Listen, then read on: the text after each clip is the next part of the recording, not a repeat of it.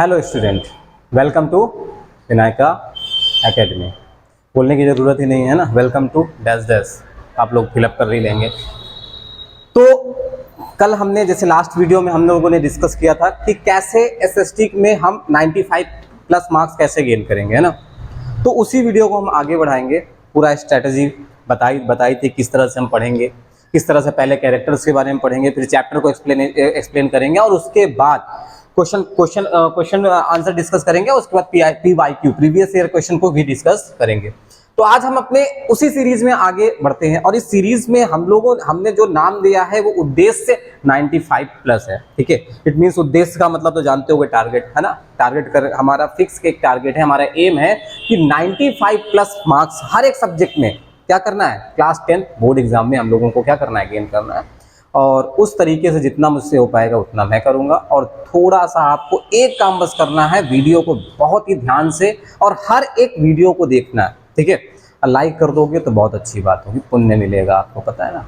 ठीक है, तो हम उसी सीरीज में आगे बढ़ते हैं और सबसे पहले हिस्ट्री का जो एक चैप्टर है ना, चैप्टर नंबर 1 जिसे हम कहते हैं rise of nationalism in Europe, इस चैप्टर के बारे में हम लोग थोड़ा सा डिस्कस करेंगे। तो सबसे पहले अगर हम बात करते हैं तो ये वर्ड लिखा हुआ है राइज।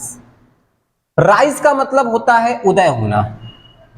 उदय होने मतलब एक प्रकार से उत्पन्न होना, मतलब शुरू होना एक प्रकार से। यहां पर जो मीन लेंगे वो मीन्स लेंगे, वो क्या लेंगे, शुरू होना। नेशनलिज्म का मतलब क्या होता है, नेशनलिज्म का मतलब होता है राष्ट्रवाद।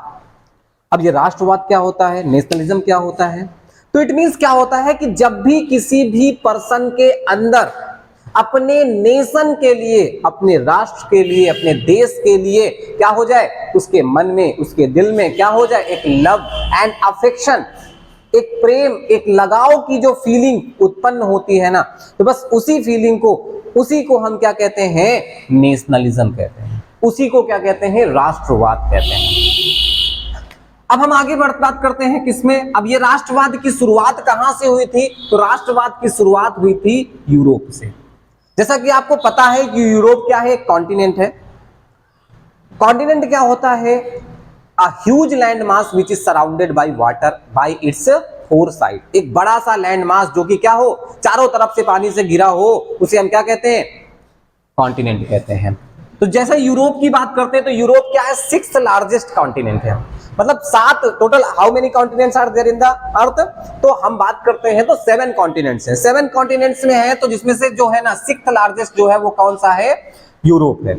अगर यूरोप की बात करते हैं तो यूरोप को क्या किया गया है, यूरोप एक क्या है कि एक पेनिनसुला है, क्योंकि यूरोप जो है ना वो चारों तरफ से पानी से नहीं घिरा हुआ, और a land mass which is surrounded by water by its 3 sides is known as peninsula. तो यूरोप क्या है, एक पेनिनसुला है, और यूरोप क्या है, चारों तरफ से पानी से नहीं घिरा हुआ है। और यूरोप जो है अपनी बाउंड्री शेयर करता है एशिया के साथ। वर्ल्ड का सबसे लार्जेस्ट कॉन्टिनेंट जिसे हम क्या कहते हैं, एशिया कहते हैं। तो एशिया के साथ किसी भी वाटर बॉडी से क्या है, डिवाइड नहीं है ये। तो कोई फिजिकल फीचर है जो कि क्या करता है, एशिया को यूरोप से क्या करता है, डिवाइड करता है। तो सबसे ऊपर जो है ना एक फिजिकल फीचर जो है, एक माउंटेन रेंज है जिसे बोलते हैं यूराल माउंटेन रेंज। ठीक है, यूराल माउंटेन रेंज से एक रिवर निकलती है जिसे हम क्या कहते हैं, यूराल रिवर कहते हैं। यूराल रिवर जो होती है ना, एक यहां पर क्या है, सी है या लेक जिसे कहते हैं, लेक है, उसको सी के नाम से जानते हैं जिसे हम कहते हैं कैस्पियन सी। कैस्पियन सी, कैस्पियन सी वर्ल्ड का सबसे लार्जेस्ट, ठीक है, खारे पानी की क्या है, लेक है। ठीक है, इसलिए इसे क्या बोलते हैं, कैस्पियन सी बोलते हैं। यहां से क्या निकलती है, एक माउंटेन रेंज है जिसे क्या कहते हैं, कॉकेसस माउंटेन रेंज कहते हैं।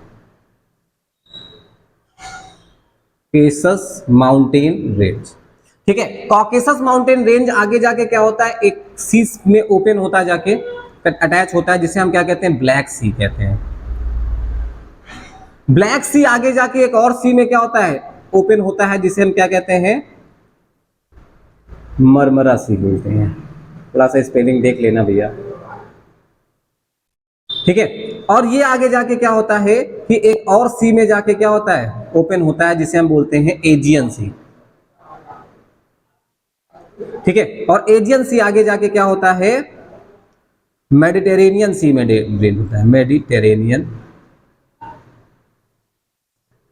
अब मेडिटेरेनियन सी एक ऐसी वाटर बॉडी है जो कि यूरोप को अफ्रीका से डिवाइड करती है, अफ्रीका से अलग करती है, ठीक है। तो इस तरह से ये कुछ फिजिकल फीचर्स होते हैं जो कि एशिया को यूरोप से क्या करते हैं, अलग करते हैं। और यूरोप जो है दुनिया का जो है छठा सबसे 6th largest continent. Is that clear?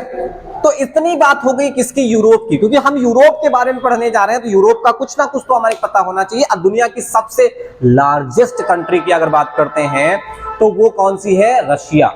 Russia जो है वो कहां काउंट की जाती है, वो यूरोप में काउंट की, हालांकि वो यूरोशिया में पड़ती है, उसका कुछ पार्ट क्या है यूरोप में पड़ता है और कुछ पार्ट कहां पे पड़ता है, एशिया में पड़ता है। लेकिन उसकी जो कैपिटल है, रशिया की कैपिटल मॉस्को जो पड़ती है वो यूरोप में पड़ती है, इसलिए रशिया को हम एक यूरोपियन कंट्री मानते हैं। तो दुनिया की सबसे world largest country Russia Europe का ही पार्ट है, और वर्ल्ड की सबसे स्मॉलेस्ट कंट्री जिसका नाम है वेटिकन सिटी, जो वो भी क्या है, यूरोप का ही पार्ट है। ओके, तो अब हम बात करते हैं अपने चैप्टर्स के बारे में। तो हमने जैसा कि हमने पिछले वीडियो में आपसे प्रॉमिस किया था, आपसे बताया था कि सबसे पहले चीज तो हम क्या करेंगे, कैरेक्टर्स के बारे में क्या करेंगे, डिस्कस करेंगे। कैरेक्टर के बारे में डिस्कस करने के लिए सबसे पहली चीज तो इसको रफ करना पड़ेगा। तो इसको रफ करने के लिए हम क्या करेंगे, एक डस्टर उठाएंगे और डस्टर लेके इसको क्या करेंगे, रफ करेंगे। तो इस तरह से हम क्या करेंगे, थोड़ा थोड़ा स्लाइड करते रहते हैं, डस्टर को क्या करते हैं, बोर्ड पे रखेंगे और इसको थोड़ा सा स्लाइड करेंगे रफ डस्टर को। अब देखो, ये देखो रफ हो गया ना, ठीक है। देखो यहाँ पे एसएसटी के साथ साथ आपको रफ करने की क्या है, प्रक्रिया को भी क्या की जा रही है, डिस्कस की जा रही है। फिर अब क्या कर, जब ये रफ हो जाएगा ना तो हम क्या करेंगे, डस्टर को उठाएंगे और इसको किनारे रख देंगे। तो अब हम कैरेक्टर्स के बारे में, अच्छा, हर एक वीडियो को हम क्या करेंगे, टू पार्ट्स में क्या करेंगे, डिस्कस करेंगे, टू पार्ट्स में क्या करेंगे, कन्वर्ट करेंगे। सबसे पहले जो कैरेक्टर के बारे में, तो सबसे पहले यहाँ पर हम आज की वीडियो में इसका केवल नाम कैरेक्टर के बारे में पढ़ेंगे और नेक्स्ट वीडियो में उनके बारे में डिटेल में जानेंगे। तो सबसे पहले अगर कैरेक्टर की बात करते हैं तो यहाँ पर हमें जिनके बारे में पढ़ना होगा उनका नाम है फ्रेडरिक सोरियो। दूसरे कैरेक्टर के बारे में जो हमें पढ़ना होगा उसका नाम क्या है, ड्यूक मेटरनिक। तीसरे कैरेक्टर के बारे में पढ़ना होगा तो उसका नाम है कैमिलो द केवर।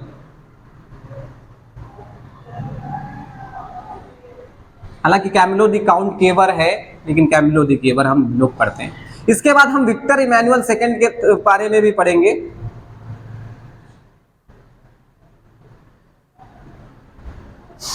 इसके बाद हम किसके बारे में पढ़ेंगे, इसके बाद हम जीसीपी ऑटो वॉन बिस्मार्क के बारे में पढ़ेंगे, ऑटो वॉन बिस्मार्क। इसके बाद हम 6 कैरेक्टर जो यहां पर पढ़ेंगे वो पढ़ेंगे जीसीपी मेज़िनी के बारे में पढ़ेंगे, मेज़िनी के बारे में पढ़ेंगे। और 7th कैरेक्टर जो पढ़ेंगे ना वो किसके बारे में पढ़ेंगे, जीसीपी गैरिबाल्डी के बारे में पढ़ेंगे। इस तरह से कुछ इन कैरेक्टर्स के बारे में हमें मेनली यहां पर इस वीडियो में, मतलब आगे इस चैप्टर में पढ़ना पड़ेगा, ठीक है। हाँ, हमें याद है, ठीक है, आप परेशान मत होइए क्योंकि हमने बताया है ना, ठीक है, कि एसएसटी से ना हो परेशान, ठीक है, हम बनाएंगे ना इसे आसान, ठीक है। तो यहाँ पर क्या है, कुछ एक कैरेक्टर जो आप लोग जानते होंगे कि अरे मेन कैरेक्टर तो भूल ही गए, भूले कुछ नहीं है, ठीक है। तो सबसे मेन कैरेक्टर जो है ना इस चैप्टर का हीरो, मेन कैरेक्टर, ठीक है, जिसे हम हीरो ऑफ द चैप्टर कहते हैं, ठीक है, वो कौन है, नेपोलियन। तो नेपोलियन के बारे में तो विशेष बात तो करनी ही करनी है, ठीक है। तो नेपोलियन के बारे में तो हम लोग बहुत ही डीपली क्या करेंगे, डिस्कस करेंगे, ठीक है। इसके अलावा और भी जो भी यहाँ पे कैरेक्टर्स क्या होंगे, छोटे छोटे कैरेक्टर जो कि आपकी बुक में नहीं होंगे, उन कैरेक्टर्स के बारे में भी यहाँ पर हम क्या करेंगे, डिस्कस करेंगे, जो कि क्वेश्चन पेपर में आने की बहुत ज्यादा संभावनाएं है। ओके, तो इस तरह से हम अपनी वीडियो स्टडी करेंगे। अगर आपको वीडियो अच्छा लगा हो, जाहिर सी बात है अच्छा तो लगा होगा ना, ठीक है, तो वीडियो को लाइक जरूर करें और एक प्यारा सा कमेंट जरूर करें और वीडियो को शेयर करें और हमारे और अपने चैनल को क्या करें, सब्सक्राइब जरूर करें। Thank you.